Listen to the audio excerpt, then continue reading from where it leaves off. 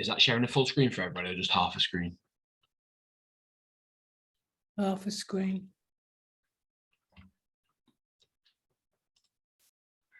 Okay, lovely. So good afternoon, everybody, and welcome.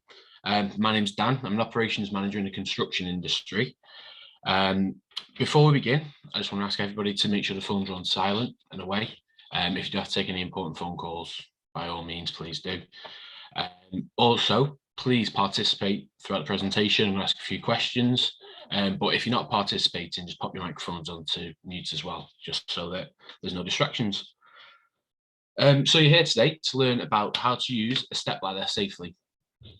By the end of the lesson, your objectives should be achieved, and they are that you'll know when a stepladder is the correct piece of access equipment for the job, and you'll be able to identify the 5 key safety checks to complete on a stepladder before use.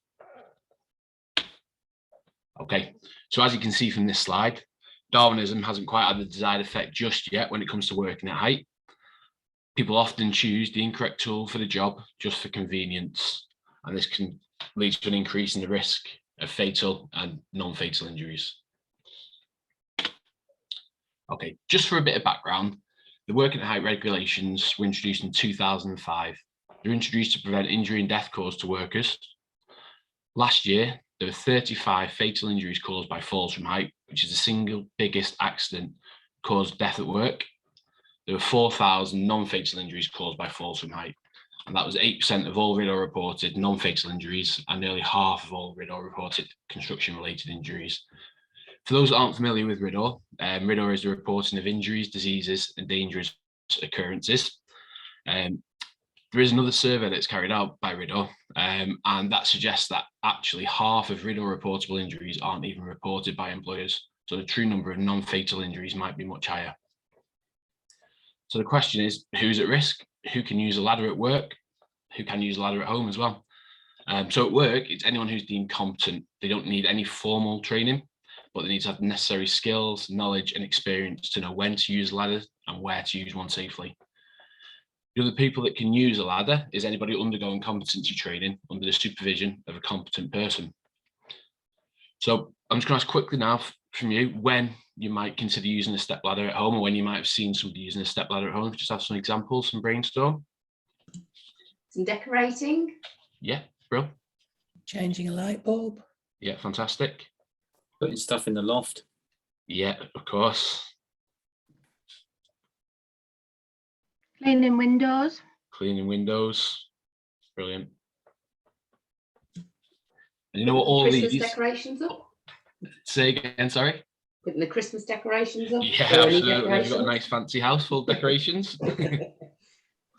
Brilliant. So all these are really good examples of when we'd use a stepladder. And actually at home when you'd use a stepladder safely. In the construction industry, before we carry out any work, a risk assessment is carried out. What you can see here is called the hierarchy of control, and it's the steps we take to eliminate or minimize the risk. And this has been simplified just for working at height. So stage 1, we look to eliminate the risk. Can we bring the work to the ground? Can we use extendable tools rather than going up to the height? If that isn't the case, then we look to minimize the risk with engineering controls. So this is where we're going to talk about the step ladders shortly, but also we could use a mobile platform, we could use a scaffold. If this is still deemed not to be low risk, there are also administrative controls we can put in place, such as providing PPE to protect workers, barriers, signing in and out of sight, and things like that. Okay, so why would we use a step ladder? There's a common myth that step ladders and ladders have been banned by HSE. However, they can often be considered an excellent tool, sensible and effective for working at height. The law actually says that ladders can be used for work at height when a risk assessment for carrying out the work shows that offering a high level of fall protection is not justified because of the low risk and short duration of use, or there are existing workplace features that cannot be altered. So that statement there, as you can see, it comes from the HSE. It's in the Ladder Association book.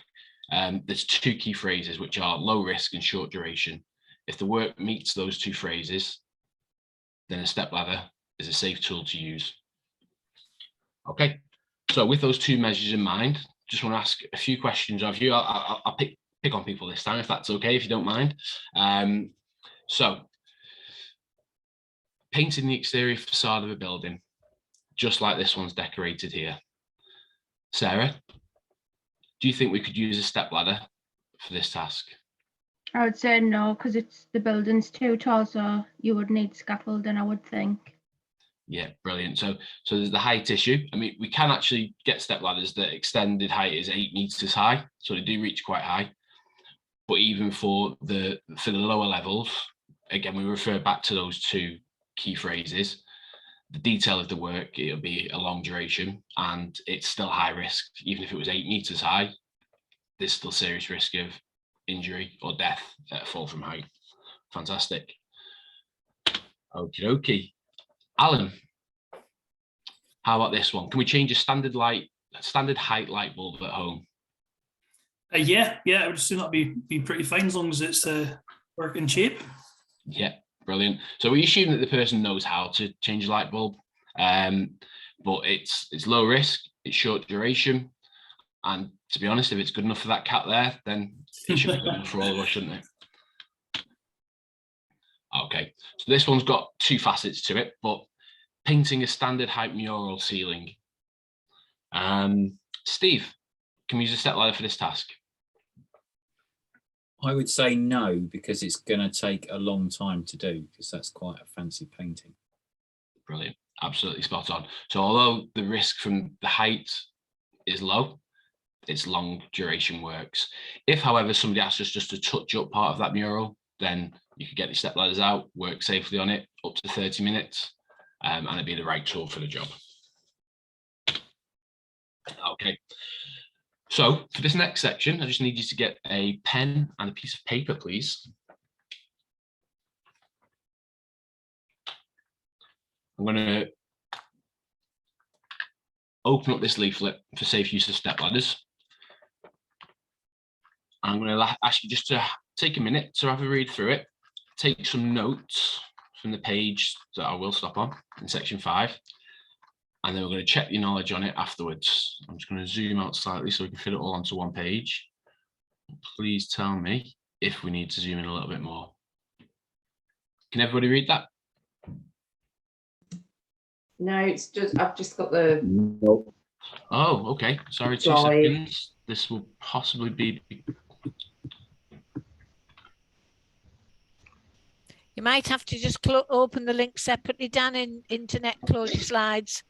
I don't know why links don't always work in slides on Zoom, but they don't. No problem. I've got it saved as well, so hopefully in that case. Okay.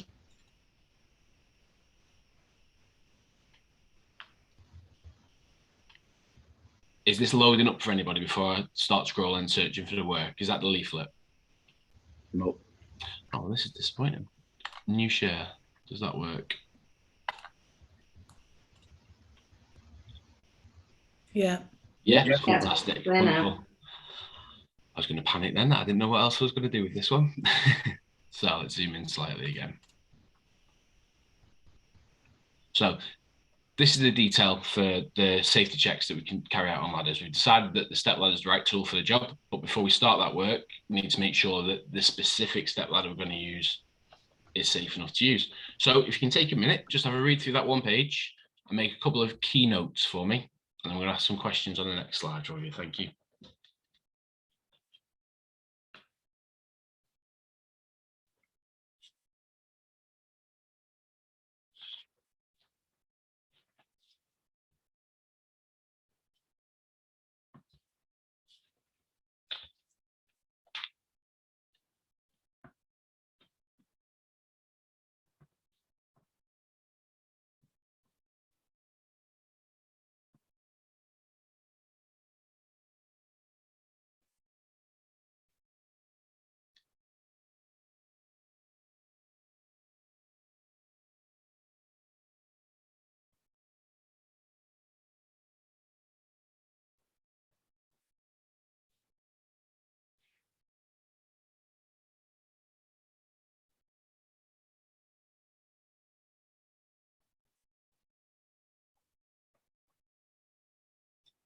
I am trying to look to see if there's any visual cues, but how's everyone getting on? Do we need a little bit longer? Yeah, just a little longer, please. Yeah, no problem.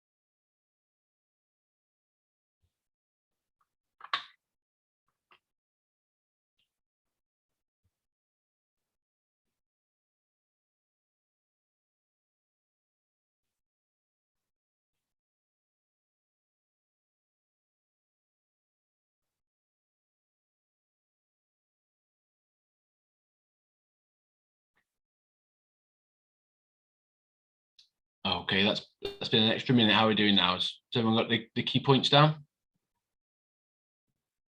Yep, fine with that. Okay, lovely. Let's go back onto the slideshow then.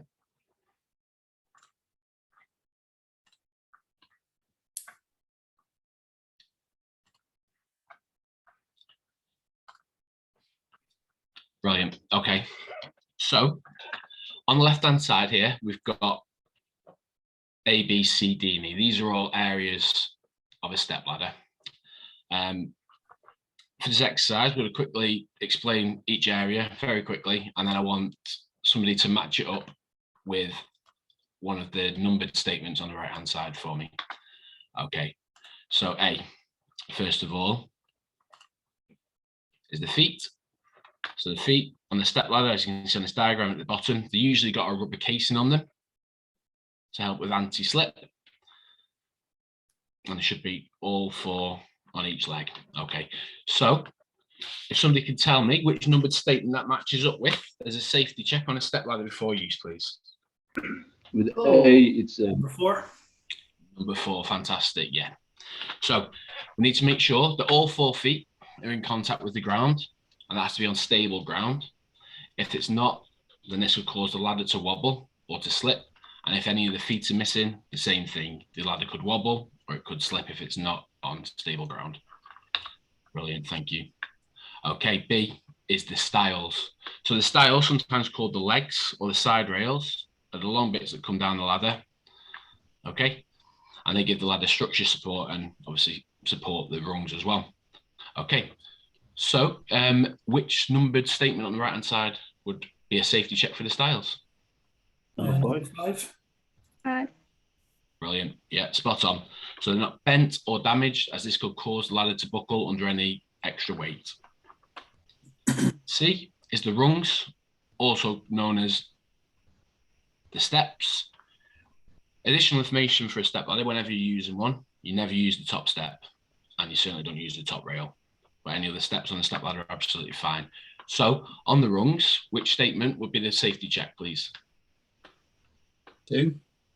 2. Is that 2? Yeah, brilliant. Yeah, absolutely. So if they're bent or damaged, or if they're missing, then they could either cause a trip or a fall. Again, this could cause serious injury to the user. D is the treads. So this is the non-slip area on top of each step or rung. So which statement will tally up with the safety check for the treads? 1. 1. Number 1. Brilliant. Yeah. So contamination, especially in the industry I'm in, usually refers to a buildup of paint or filler, cement, things like that, that could cause uneven surface or a slippy surface. And again, when you're up a ladder, if you fall off it due to that slippy surface, it could cause serious injury. And by the power of deduction, that leaves the locking bars, E, which are these sections just down the side. Number 3.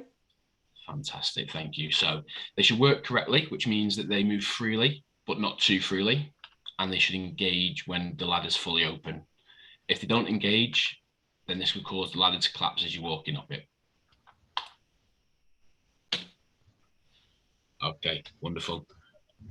So the final thing I wanted to speak to you about before we summarise today is the No Falls Foundation. Now, No Falls Foundation is an absolutely brilliant foundation set up as a charity, it's to raise awareness. Can everybody see the webpage before I continue talking, actually? Don't need to do a new share. I will learn how to use this properly. Share. How about now? Yeah. Fantastic. So this is a charity that was set up and it's dedicated to preventing falls from height and helping people affected by the consequences of such a fall. There's lots of support available through the foundation. And if you or you ever know anybody that has an accident and it suffers from an injury or a life-changing injury or even a death from a fall from height, then this is a brilliant place to start. They've got lots of signposting support there as well. So after the presentation, if anyone would like it, I could send that information over to you.